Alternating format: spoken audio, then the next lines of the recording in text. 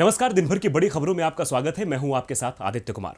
आज इस बुलेटिन में बात होगी राजस्थान के सियासी घटनाक्रम की, झारखंड सरकार में छिड़ी बगावत की, जानेंगे कि बिहार चुनाव पर कब खत्म होगा सस्पेंस, नेपाल ने क्या की है नई साजिश, और आखिर में बात दिल्ली सरकार की जनता को राहत की। लेकिन तमाम बड़ी खबरों से पहले एक नजर सुर्खियों पर।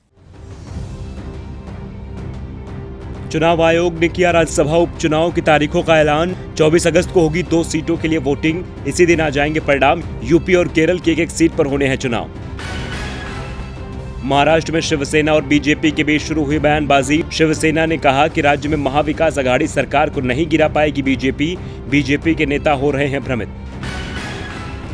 हिमाचल प्रदेश सरकार के मंत्रिमंडल का हुआ विस्तार। मंत्रिमंडल में 3 नए मंत्रियों को मिली जगह। राज्यपाल बंडारू दत्तात्रेय ने नए मंत्रियों को दिलाई शपथ।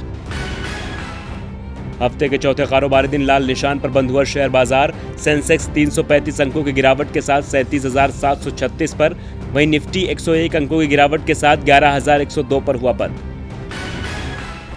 सुर्खियों के बाद अब बात करेंगे आज की सबसे बड़ी खबर की। राजस्थान की सियासत में हर दिन नई कहानी सामने आ रही है। कल देर रात को सूबे के राज्यपाल कलराज मिश्र ने गहलोत सरकार की मांग मानते हुए विधानसभा सत्र बुलाने का ऐलान किया, तो वहीं आज गहलोत ने विधायक दल की बैठक बुलाई। लेकिन इस बीच सभी की नजरें बीएसपी की याचिका पर थी, जिस पर आज हाईकोर्ट ने सुनवाई की। पूरे घटनाक्रम पर चर्चा के लिए हमारे साथ मौजूद है राजीव जी, लेकिन उससे पहले ये रिपोर्ट देखिए। राजस्थान में सचिन पायलट की बगावत के बाद सूबे की सियासत में राज्यपाल कलराज मिश्र का रोल सबसे महत्वपूर्ण हो गया। राजस्थान का राजनीतिक नाटक भले ही गहलोत और पायलट के बीच राजनीतिक लड़ाई से शुरू हुआ हो, लेकिन जब विधानसभा सत्र बुलाने की बात आई तो राज्यपाल कलराज मिश्र अड़ गए। गहलोत ने 3 बार विधानसभा सत्र बुलाने का प्रस्ताव भेजा, लेकिन राज्यपाल नियम और शर्तों में गहलोत को उलझाते चले गए, जिससे गहलोत पायलट की लड़ाई का फोकस राज्यपाल की ओर मुड़ गया और बाद में राज्यपाल की ही चली और अशोक गहलोत के नए प्रस्ताव पर उन्होंने सत्र बुलाने पर हामी भर दी। अब 14 अगस्त से विधानसभा सत्र की शुरुआत होगी। राजस्थान विधानसभा के स्पीकर सीपी जोशी की ओर से 14 अगस्त से शुरू होने वाले विधानसभा सत्र के लिए आज अधिसूचना भी जारी कर दी गई है। वहीं इस बीच आज एक बार फिर मुख्यमंत्री अशोक गहलोत की अगुवाई में कांग्रेस विधायक दल की बैठक हुई। बैठक में अशोक गहलोत ने कहा कि अभी कुछ दिन और विधायकों को होटल में रहना होगा। हालांकि मंत्री अपने काम को पूरा करने के लिए सचिवालय जा सकते हैं। बता दें कि पिछले करीब 15 दिन में विधायक दल की चौथी बैठक थी। इसके अलावा आज सभी की नजरें बीएसपी की याचिका पर भी थी, जिसके जरिए वो गहलोत सरकार को घेर रही है। दरअसल राजस्थान में बीएसपी के 6 विधायकों के कांग्रेस में विलय को चुनौती देने वाली याचिका पर आज राजस्थान हाईकोर्ट में सुनवाई हुई। बीजेपी विधायक मदन दिलावर और बीएसपी की तरफ से राष्ट्रीय महासचिव सतीश मिश्रा ने याचिका दायर की है। जस्टिस महेंद्र कुमार गोयल की कोर्ट में सुनवाई के दौरान बीजेपी विधायक मदन दिलावर की तरफ से वकील हरीश साल्वे ने कहा, बीएसपी विधायकों का विलय पूरी तरह अमान्य है, ये नियम के खिलाफ है। इसके बाद हाईकोर्ट ने विधानसभा के अध्यक्ष और सचिव समेत बीएसपी के 6 विधायकों को कांग्रेस में विलय के संबंध में नोटिस जारी किया है। कोर्ट ने उन्हें 11 अगस्त तक जवाब दाखिल करने को कहा है। ऐसे में पल पल बदल रही राजस्थान की सियासत में आने वाले दिनों में और क्या कुछ रंग देखने को मिलता है, इस पर सभी की नजरें टिकी हैं। अब रुख करते हैं राजीव जी का। राजीव जी, बहुत स्वागत आपका। धन्यवाद आदित्य।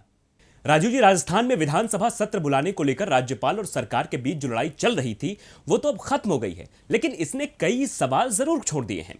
वैसे सत्र बुलाने की घोषणा के बाद गहलोत सरकार राहत महसूस जरूर कर रही है। ऐसे में अब गहलोत का अगला कदम क्या हो सकता है, इस पूरे घटनाक्रम को आप किस रूप में देखते हैं? जी आदित्य, लंबे इंतजार और कोशिशों के बाद आखिरकार अशोक गहलोत को विधानसभा सत्र बुलाने की मंजूरी मिल ही गई। कांग्रेस इससे बेशक थोड़ी राहत महसूस कर रही होगी कि अब उसके पास अपनी सरकार को बचाने के अवसर बढ़ गए हैं, लेकिन जिस तरह से ये सारा घटनाचक्र घूमा उससे संविधान, लोकतंत्र, पद की मर्यादा और नैतिकता को लेकर कई सवाल खड़े हुए हैं। ये कितनी अजीब बात है कि एक दल को अपनी सरकार बचाने के लिए विधायकों को होटल में रखना पड़ रहा है, बार बार सत्र बुलाने की मांग करनी पड़ी, और दूसरा दल इस फिराक में है कि कब उसे सरकार गिराकर सत्ता हथियाने का मौका मिले। देखिए आदित्य, राजनीति में आंख मिचौली का यह खेल लोकतंत्र के लिए ठीक नहीं है। एक निर्वाचित सरकार को कायदे से पूरा कार्यकाल खत्म होने का मौका मिलना चाहिए, और अगर उसके कामकाज से जनता खुश नहीं रहेगी तो अपने आप अगले चुनाव में उसे हटा देगी। लेकिन अब राजनीति में यह चलन खत्म होता जा रहा है आदित्य, जो बहुत दुखद है। राज्यपाल कलराज मिश्र भी 3 बार की मांग के बाद चौथी बार में सत्र बुलाने के लिए तैयार हुए। इससे उनकी निष्ठा, निष्पक्षता और पद की गरिमा को लेकर सवाल खड़े हुए। उन्हें सोचना चाहिए कि वो ऐसा क्या कर सकते थे जिससे ऐसी अप्रिय स्थिति पैदा नहीं होती।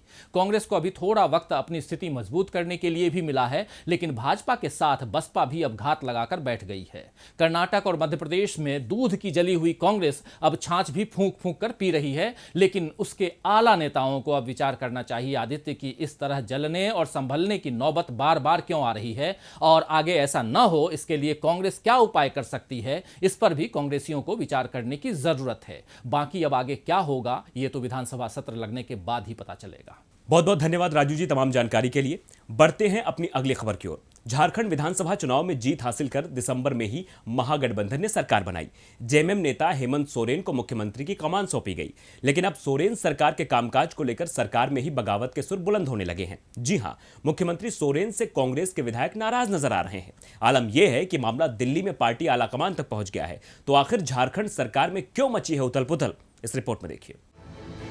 कर्नाटक और मध्य प्रदेश में कांग्रेस अपनों की नाराजगी के चलते पहले ही सत्ता गंवा चुकी है, तो वहीं राजस्थान में भी सरकार पर काले बादल छाए हुए हैं और अशोक गहलोत सरकार बचाने की जुगत में लगे हैं। इसी बीच अब झारखंड में महागठबंधन सरकार में भी बगावत के सुर उठने लगे हैं।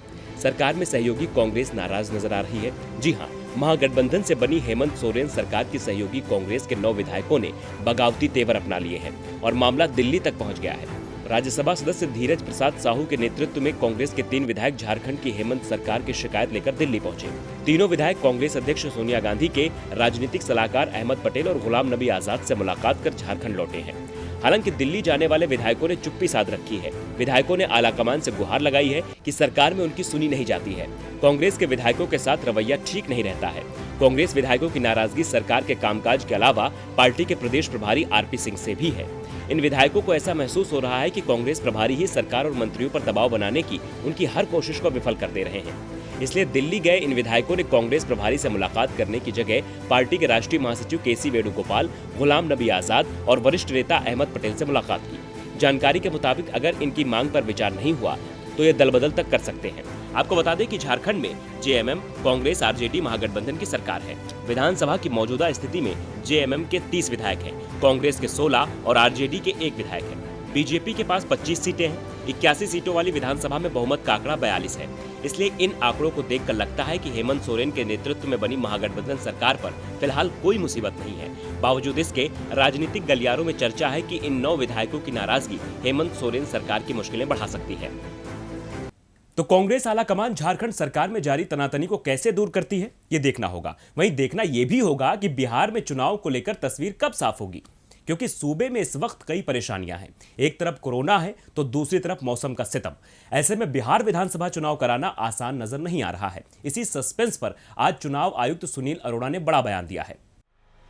चुनाव की तैयारियां अमूमन 1 साल पहले ही शुरू कर दी जाती हैं, लेकिन इस बार बिहार चुनाव को लेकर पसोपेश बरकरार है। सभी के मन में एक ही सवाल है कि इस साल चुनाव होगा या नहीं। अगर चुनाव होगा तो उसे पूरा कैसे कराया जाएगा। इन सारे सवालों की वजह केवल देश में आई विपदा ही है, जिसका हल निकलता नजर नहीं आ रहा है। लेकिन चुनाव आयुक्त सुनील अरोड़ा ने बताया कि जैसे तैसे चुनाव की तैयारियां शुरू की जाएंगी। मुख्य निर्वाचन आयुक्त सुनील अरोड़ा ने कहा कि बिहार विधानसभा चुनाव कराने के लिए निर्वाचन आयोग हर स्तर पर तैयारी कर रहा है। हम हर पहलू को जांच परख रहे हैं।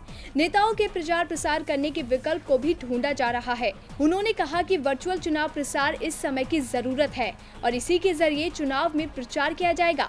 दरअसल इस मुश्किल वक्त में कोई भी घर से बाहर नहीं निकलना चाहता, इसलिए कयास लगाए जा रहे थे कि ऑनलाइन या मोबाइल के जरिए वोटिंग के विकल्प को चुना जाएगा।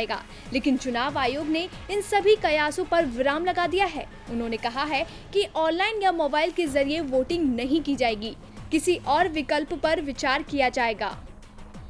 अब बिहार में तो चुनाव आयुक्त के बयान से सियासी सरगर्मियां बढ़ गई हैं, तो वहीं भारत और चीन के बीच एलएसी पर जारी तनातनी भी अभी थमी नहीं है। दोनों देशों के बीच बातचीत के जरिए मामला सुलझाने पर सहमति तो बनती है, लेकिन हर बार चीन एलएसी से पीछे हटने की जगह अपने वादे से पीछे हट जाता है। और अब खबर है कि चीन की इन हरकतों का जवाब देने के लिए भारत ने भी अपनी तैयारियां तेज कर दी हैं। तो क्या कर रहा है भारत, इस रिपोर्ट में देखिए। चीन के वादा खिलाफी वाले रवैये से पूरा विश्व वाकिफ है। चीन कहता तो कुछ और है, लेकिन करता वही है जिसमें सिर्फ उसका फायदा हो। चीन और भारत में सीमा विवाद को लेकर कई बार बातचीत का दौर भी चला। सभी बैठकों के बाद तय किया गया कि जहां दोनों देशों के बीच विवाद है वहां से दोनों देशों के जवान पीछे हट जाएंगे। बातचीत में भले ही चीन इस पर सहमति जता देता है, लेकिन जल्द ही अपने इस समझौते से पीछे हट जाता है। इसलिए अब भारत ने चीन को जवाब देने के लिए अपनी तैयारियां तेज कर दी हैं। खुद रक्षा मंत्री राजनाथ सिंह भी साफ कर चुके हैं कि चीन को जवाब देने का समय आ गया है। पहले से ही दोनों देशों ने LAC के करीब जवानों की भारी तैनाती कर रखी है और अब भारत ने 35,000 सैनिकों को बढ़ाने का फैसला किया है। आपको बता दें कि भारत ने यह फैसला ऐसे समय में लिया है जब चीन ने अक्साई चीन में करीब 50,000 जवानों को तैनात कर रखा है। दिल्ली स्थित think tank the United Service Institution of India के डायरेक्टर और retired major general BK Sharma ने कहा कि LAC की प्रकृति कम से कम लद्दाख में हमेशा के लिए बदल गई है। किसी भी पक्ष की ओर से अतिरिक्त सैनिकों की वापसी तब तक नहीं की जाएगी जब तक सर्वोच्च राजनीतिक स्तर से पहल ना हो। फिलहाल सीमा पर शांति है और दोनों सेनाओं के बीच कई दौर की बातचीत हो चुकी है। पूर्वी लद्दाख की गलवान घाटी सहित कई इलाकों से पीछे हटने को मजबूर हुए चीन ने अक्साई चीन में PLA के करीब 50,000 जवानों को तैनात किया है। भारतीय सेना अक्साई चीन में PLA की हर गतिविधि पर नजर रख रही है।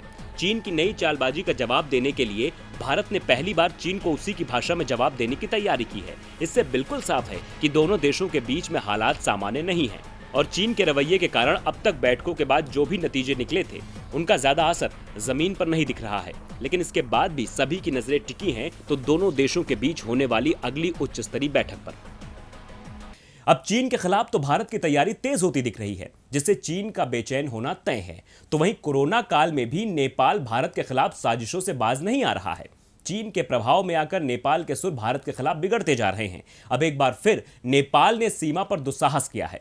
यह रिपोर्ट देखिए। चीन के कहने पर भारत को पीछे धकेलने वाला नेपाल भारत के खिलाफ कई बार जहर उगल चुका है। चीन की शह पर नेपाल तरह तरह के बयान देकर विवादों में बना रहता है।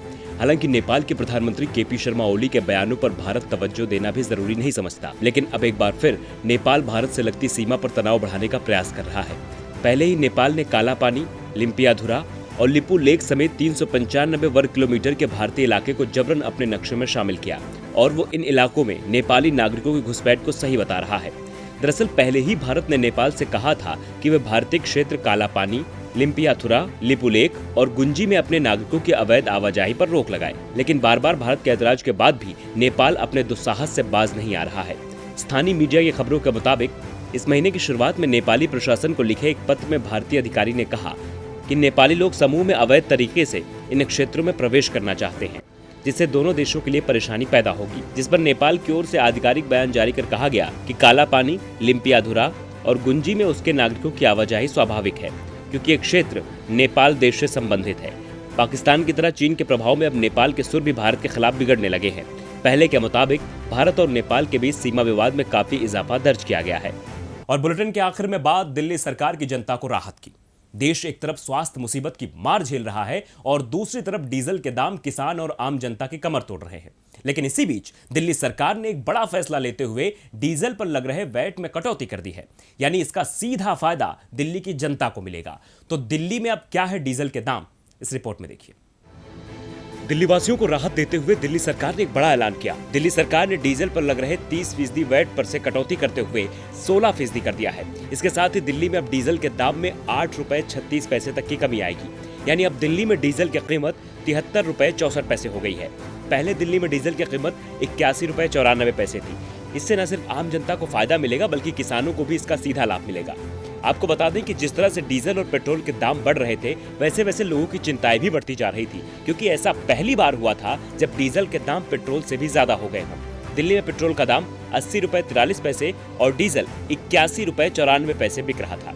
दरअसल डीजल के दाम में इजाफा होने से रोजमर्रा की चीजों के दाम भी आसमान छूने लगे थे, लेकिन दिल्ली सरकार का यह फैसला काफी हद तक लोगों को राहत देगा और महंगाई पर भी लगाम लगेगी। वैसे जिस प्रकार से दिल्ली सरकार ने लोगों की समस्याओं को समझते हुए डीजल के वैट में कटौती की है, ऐसे ही केंद्र सरकार और अन्य राज्य सरकारों को इस ओर ध्यान देना चाहिए। दिन भर की बड़ी खबरों में फिलहाल आज के लिए इतना ही। देखते रहिए DB लाइव। नमस्कार।